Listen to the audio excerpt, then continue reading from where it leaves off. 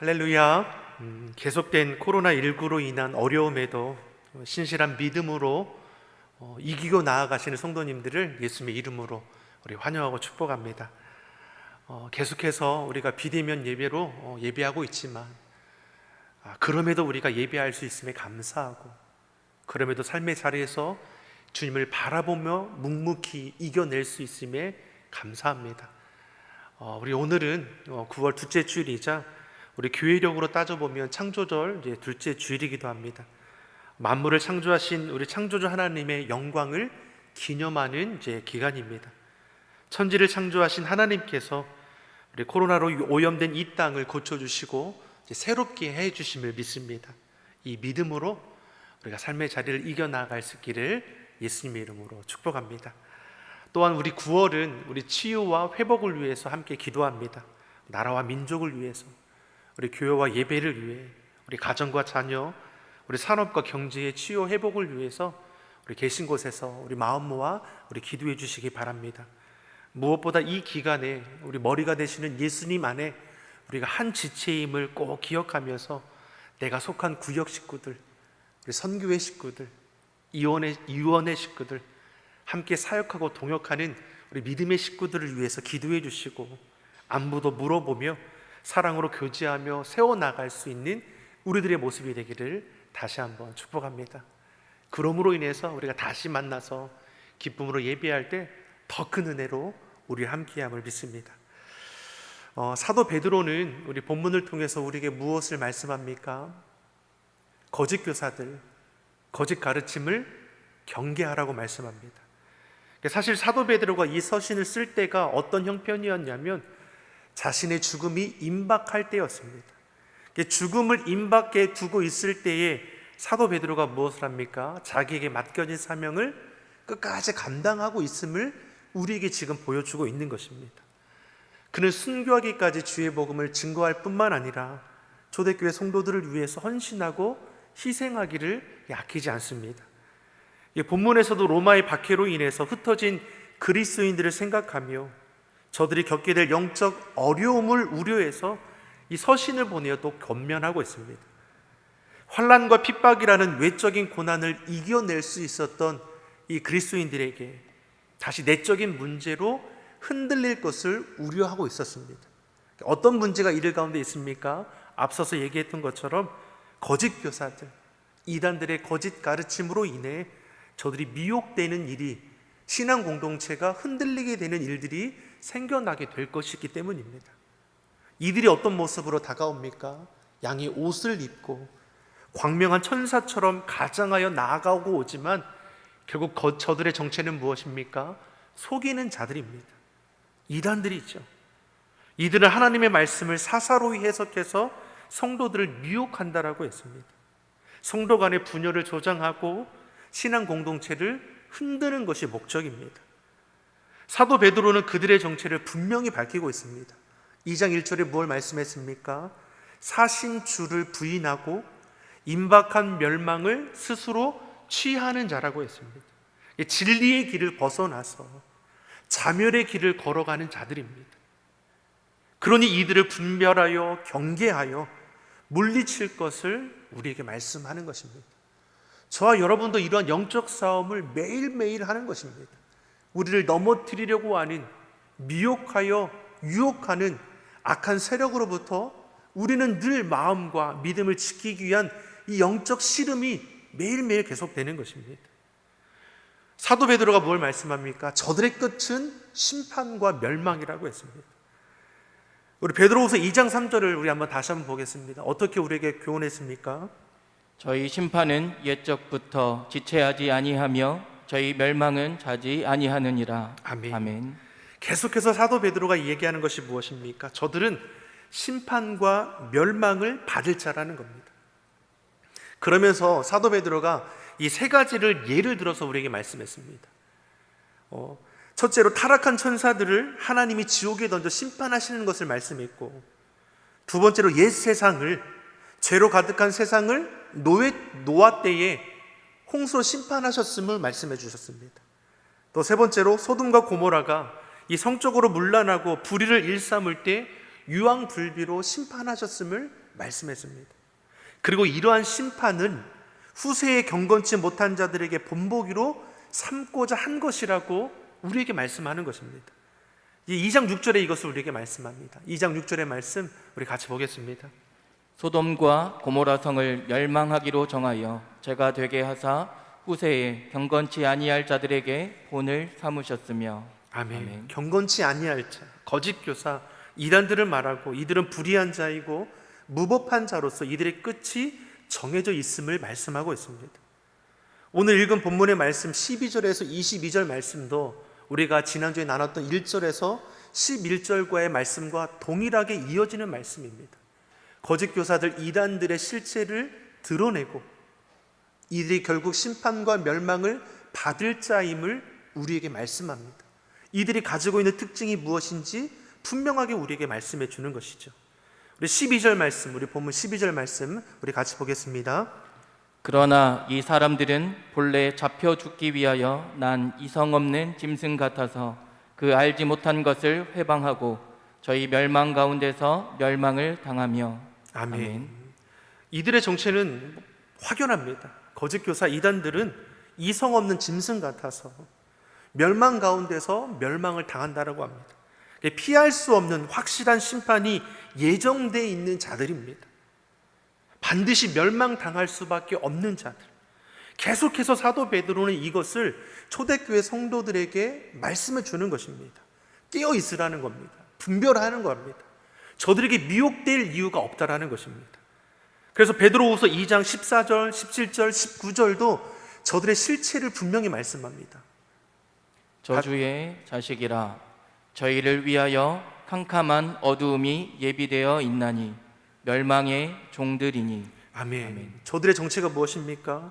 저주의 자식이고 캄캄한 어두움이 예비되어 있는 자들이고 멸망의 종들이라고 말씀합니다. 반드시 심판받을 수밖에 없는 자들임을 강조해서 계속해서 우리에게 말씀해 주고 있습니다. 이들의 특징이 앞서서는 예수님을 부인한다고 했습니다. 진짜보다 더 진짜처럼 포장하지만 결국 예수님을 부인하도록 이끌어가는 자들인 것이고 영적으로도 도덕적으로도 타락한 자들이고 사리사욕에 취한 자들이라고 우리에게 분명히 말씀합니다. 사랑하는 성도 여러분, 믿음은 믿음을 낳게 되어 있습니다. 반대로 거짓은 거짓을 낳는 것입니다. 9절의 말씀을 보면 주께서 경건한 자는 시험에서 건지시지만 불의한 자는 형벌 아래 두신다라고 했습니다. 우리는 내가 보기에 좋은 대로 행하는 자가 아니라 하나님 보시기에 좋은 대로 행하는 경건한 성도가 되어야 합니다. 그런데 사단은 우리를 어떻게 미혹하는 것입니까? 우리로 자기 눈에 보기에 좋은 대로 행하라고 미혹하고 있다는 것입니다. 아담과 하와가 하나님 말씀에 불순종하지 않습니까? 사단의 미혹에 넘어갔기 때문입니다. 선악을 알게 하는 열매를 먹으면 정녕 너희가 죽는다라고 하나님이 말씀하셨습니다. 이것을 사단이 어떻게 바꾸었습니까? 죽지 않고 오히려 그것을 먹으면 너희 눈이 밝아져 하나님처럼 될 것이라고 미혹했습니다. 즉 사단은 우리 본성을 자극합니다. 우리 욕심을 흔들어 놓는 것입니다. 욕심에 이끌려 살아가도록 눈에 보기에 좋은 대로 행하도록 우리를 흔들어 놓는 것입니다. 그러기에 사도 베드로가 본문을 통해서 우리에게 뭘 말씀합니까? 경건하라는 겁니다. 헛된 것에 너희 마음과 시선을 빼앗기지 말도록 하나님 앞에서 경건한 신앙의 소유자가 되라고 말씀하고 있습니다. 왜 그렇습니까? 우리는 가만히 있으면 죄에 쉽게 휩쓸려 살아갈 수밖에 없기 때문입니다. 우리가 밭을 가꾸지 않으면 이 밭이 어떻게 되겠습니까? 무수한 잡초들이 자라날 수밖에 없는 것입니다. 사도 바울은 경건을 이루기 위해서 연습하라고 했습니다. 훈련하라는 겁니다. 우리 마음밭을 매일매일 주의 말씀으로 가꾸어 나가야 합니다. 말씀을 심고 기도로 물을 주고 예수님의 마음을 품어 우리가 성령의 열매를 맺어 나갈 수 있는 경건의 삶의 모습이 되어야 합니다. 우리 한번 이렇게 따라해 보겠습니다. 말씀을 심고 기도로 물을 줍시다. 기도로 물을 줍시다. 자, 이어서 해보겠습니다. 말씀을 심고 기도로 물을 줍시다. 말씀을 심고 기도로 물을 줍시다. 아멘. 매일매일 말씀의 묵상의 은혜를 나누시기 바랍니다. 매일매일 기도의 은혜를 나누시기 바랍니다. 매일매일 우리 삶의 자리에 말씀이 쌓이고 기도가 쌓인다면 그 무엇이 우리의 삶을 흔들고 넘어뜨릴 수 있겠습니까? 우리 삶을 주의 말씀이 주관해 주시고 우리의 입술에서 주의 이름이 떠나지 않는다면 우리가 거둘 것이 하나님의 귀한 영광과 존귀와 칭찬이 아니겠습니까? 사랑하는 성도 여러분, 경건에 이르는 연습, 훈련을 하십시오. 매일매일 주의 말씀을 묵상하시고 매일매일 그 말씀을 붙들고 기도하기를 쉬지 마십시오. 그 삶의 자리를 하나님께서 복된 길로 인도하심을 믿습니다. 오늘 본문의 말씀에서도 계속해서 이 거짓 교사들, 이단들의 특징이 무엇인지를 우리에게 말씀해 주는 겁니다. 광명한 천사처럼 가장하지만 예수님을 부인하는 자들이고 진리를 회방하는 자들이고 살해 사욕을 취하고자 하는 자들입니다. 그리고 오늘 본문에서도 우리에게 뭘 말씀해 줍니까? 비방하는 자들, 회방하는 자들이라고 말씀합니다. 우리 10절에서 12절의 말씀을 우리 함께 보겠습니다. 이들은 담대하고 고집하여 떨지 않고 영광 있는 자를 회방하거니와 더 큰 힘과 능력을 가진 천사들이라도 주 앞에서 저희를 거스려 회방하는 송사를 하지 아니하느니라. 그러나 이 사람들은 본래 잡혀 죽기 위하여 난 이성 없는 짐승 같아서 그 알지 못한 것을 회방하고. 아멘. 아멘. 자, 이들은 무엇을 회방합니까? 영광 받은 자를 회방한다라고 말씀합니다. 하나님의 자녀들, 하나님의 교회를 비방한다는 겁니다. 비방하는 이들의 모습을 무엇이라고 말씀합니까? 담대하고 고집하여 떨지 않는다라고 했습니다. 얼마나 뻔뻔하고 교만한지 두려움도 없습니다. 분별함도 없습니다. 그러니 본래 잡혀 죽기 위하여 난 이성 없는 짐승같이 알지 못하면서 회방, 비방한다는 겁니다. 악한 영에 사로잡히면 죽을 길도 두려워하지 않는 열심이 그들 안에 있습니다. 이단들이 얼마나 열심합니까? 담대하여 고집하여 회방하고 비방하지 않습니까? 사랑하는 성도 여러분, 우리가 이런 마음의 자세를 가지고 주의 복음을 증거하길 바랍니다. 악한 자들도 헛된 것을 저렇게 맹목적으로 붙들고 힘써 전하는데 우리 믿는 자들이 진리의 복음을 결코 부끄러워하지 않길 바랍니다. 어느 곳 어느 자리에 있든지 예수 그리스도의 이름을 선포하며 주님 안에 거함으로 이겨나갈 수 있는 우리 믿음의 성도가 되기를 예수님의 이름으로 축원합니다. 신앙 공동체 안에 없어져야 하고 조심해야 할 것이 무엇입니까? 바로 이 회방하는 겁니다. 비방하는 겁니다. 서로 간에 비방하거나 조롱하는 일들이 우리 신앙 공동체에서는 없어야 하는 것입니다. 우리는 예수님 믿고 구원받아서 예수님의 피값으로 사신 이 보배로운 존재입니다. 아멘입니까? 저와 여러분은 하나님의 형상 따라 지음받은 예수님의 피값으로 사신 바 된 보배로운 자입니다. 우리 옆 사람에게, 우리 가정에서 우리 자녀들에게 이렇게 한번 고백하겠습니다. 당신은 보배로운 존재입니다. 당신은 보배로운 존재입니다. 아멘입니까? 보배로운 존재로 보이십니까?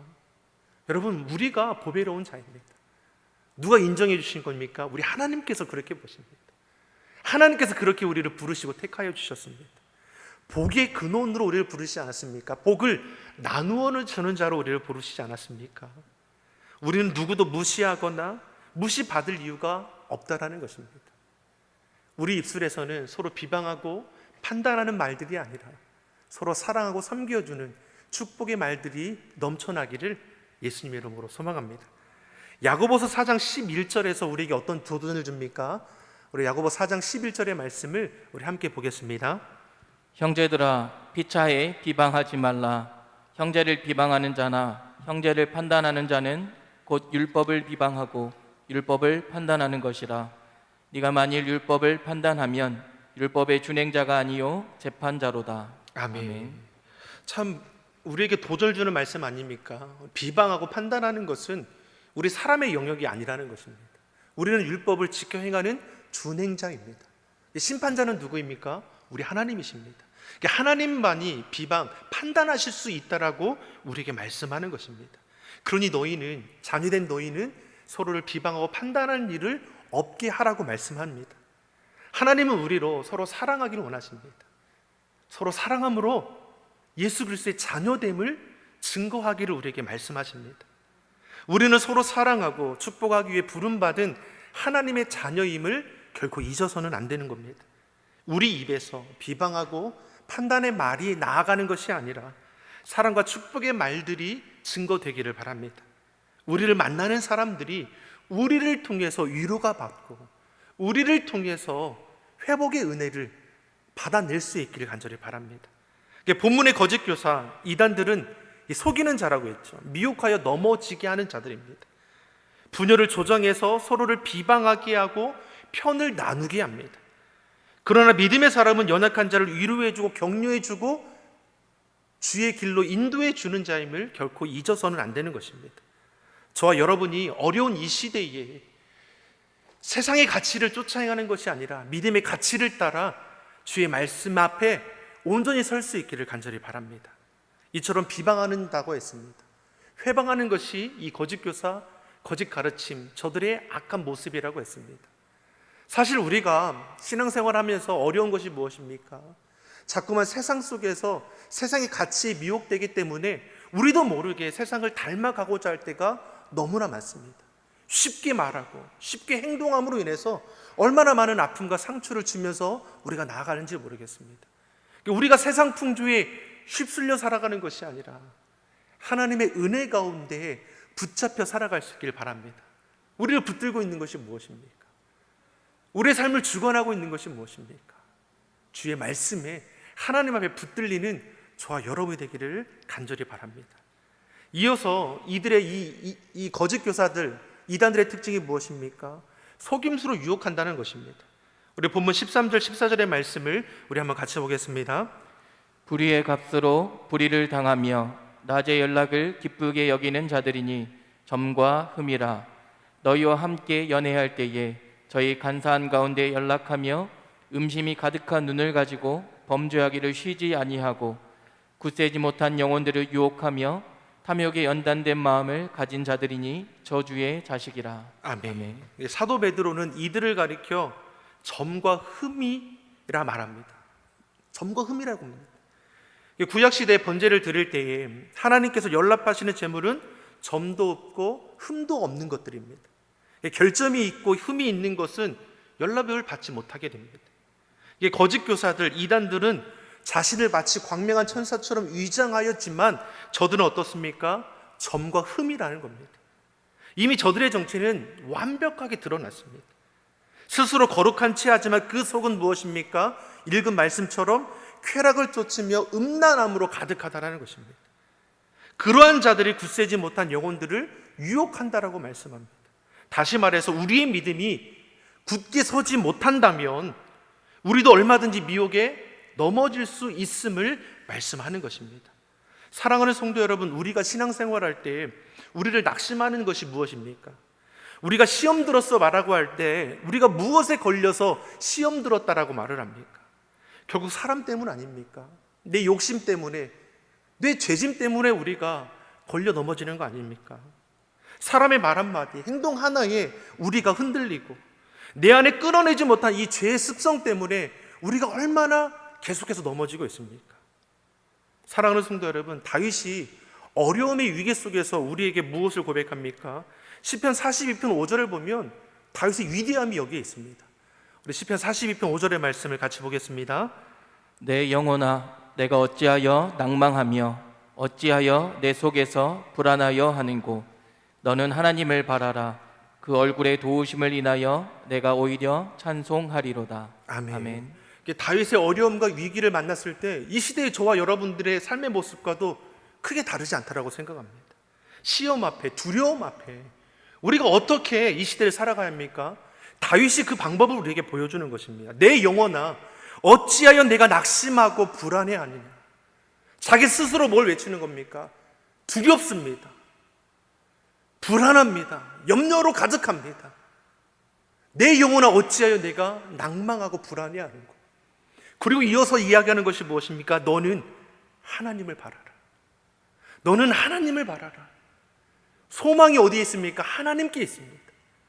하나님께서 우리 인생을 주관해 주십니다. 너를 지키시고 도우시는 분이 하나님임을 잊지 말라는 것입니다. 사랑하는 성도 여러분, 우리는 하나님의 은혜로 구원받았습니다. 그 은혜를 우리가 알고 있습니다. 하지만 시련과 문제 앞에 우리는 하나님의 은혜를 잊어버리고 은혜의 길이 아닌 세상의 길을 걸어갈 때가 너무나 많다는 것입니다. 그런 어떻습니까? 헛된 것에 미혹되는 일들이 많아질 수밖에 없는 것입니다. 미혹하는 소리, 낭망하게 하는 사람들의 그 시선과 마음에 빼앗기는 것이 아니라 구원의 하나님께 소망을 둘 수 있길 바랍니다. 하나님을 바라라. 주님을 온전히 바라볼 수 있길 바랍니다. 우리 따라해 보겠습니다. 하나님을 바랍시다. 하나님을 바랍시다. 우리 한 번 더 외쳐보겠습니다. 하나님을 바랍시다. 하나님을 바랍시다. 아멘.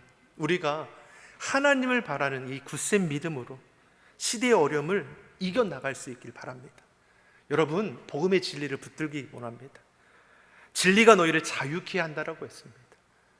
세상 것이 좋아 보이지만 이것은 우리를 죽이는 것이고 심판과 멸망밖에 없다라고 분명히 말씀합니다. 하지만 우리 하나님께서 보여주신 그 길이 무엇입니까? 생명의 길입니다. 그 생명이 걸어가는 그 과정은 때론 시련도 있고 고난도 있고 어려움도 있습니다. 그때 우리에게 뭘 말씀합니까? 참아내라는 것입니다. 견디어내라는 것입니다. 그러면 하나님의 값진 보배와 같은 은혜가 우리 삶에 예비되어 있다는 것입니다. 지금 코로나19가 얼마나 우리 삶을 힘들게 합니까? 하지만 이것이 끝이라면 우리는 절망할 수밖에 없을 것입니다. 하지만 이것은 끝이 아니지 않습니까? 이미 지나가게 될 것입니다. 낭망하고 불안해할 이유가 없다는 것입니다. 그러기에 묵묵히 삶의 자리에서 하나님을 바라며 매일매일 주의 말씀으로 씨를 뿌리고 그 말씀을 붙들고 깨어 기도함으로 우리는 생명의 열매, 성령의 열매를 맺어가는 것입니다. 이 기간이 우리에게 기회가 되기를 바랍니다. 더 하나님 앞에 가까이 나아갈 수 있는 기회가 되기를 원합니다. 더 주의 말씀을 붙들 수 있는 은혜의 기회가 되기를 원합니다. 위기는 기회를 만들어갈 수 있게 되는 거 아닙니까? 사랑하는 성도 여러분, 삶의 자리에 만나는 어려움의 문제들을 여호와 하나님께 맡기고 소망 되시는 주님 앞에서 우리의 삶을 어떻게 이끌어 가시는지를 우리가 기대하며 하나님을 바라며 굳센 믿음으로 서서 승리하여 나갈 수 있는 복 있는 삶의 자리가 되기를 예수님의 이름으로 축원합니다. 기도하겠습니다. 사랑의 하나님 아버지, 세상은 우리를 넘어뜨리려고 합니다. 세상의 헛된 소리들, 사람의 시선들, 우리의 마음을 현혹하고 미혹하는 것들로부터 우리의 심령을 지키게 하여 주시옵소서. 오직 여호와 하나님께만 집중하여 나아가게 하여 주시옵소서. 주의 말씀 위에 우리의 삶을 세워가게 하시고 믿음을 굳게 하여 시대의 어려움을 넉넉히 이기는 복 있는 삶이 되게 하여 주시옵소서. 무엇보다 어두워진 이 시대에 우리가 빛과 소금의 사명을 감당하길 원합니다. 악을 악으로, 욕을 욕으로 갚고자 하는 이 세상의 사태에서, 지태에서 저와 믿는 자들은 주의 말씀으로 분별하여 선한 행실을 통하여 하나님의 영광을 이루어갈 수 있는 복된 걸음이 되게 하여 주옵소서. 감사드리며 예수님의 이름으로 기도드립니다. 아멘.